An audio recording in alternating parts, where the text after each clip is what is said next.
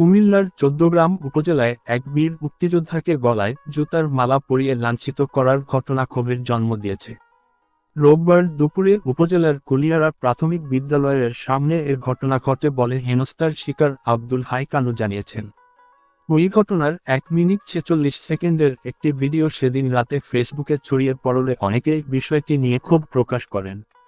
এমনকি সোমবার খোদ প্রধান উপদেষ্টার দপ্তর থেকে এর তীব্র প্রতিবাদ জানিয়ে পুলিশ ও স্থানীয় প্রশাসনকে ঘটনার তদন্ত করে দোষীদের আইনের আওতায় আনার নির্দেশ দেওয়া হয়।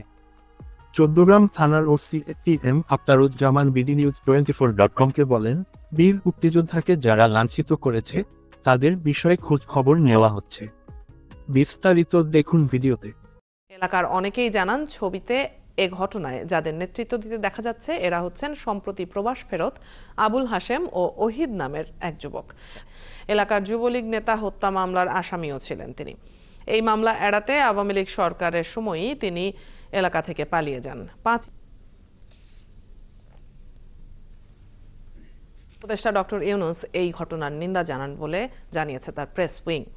১ মিনিট ৪৬ সেকেন্ডের ওই ভিডিওতে দেখা যায় ১০ থেকে ১২ জন। এদিকে একজন মুক্তিযোদ্ধাকে জুতার মালা পরানোয় নেতৃত্ব দেয়া ২ ব্যক্তির নাম জানা গেলেও তাদের রাজনৈতিক পরিচয় কেউ নিশ্চিত করতে পারেনি। একজন ব্যক্তি তাকে একা পেয়ে গলায় জুতার মালা পরিয়ে এলাকা ছাড়ার হুমকি দিচ্ছে। তারা আরও জানান, আব্দুল হাই ১৪গ্রাম কৃষক লীগের সভাপতি ছিলেন।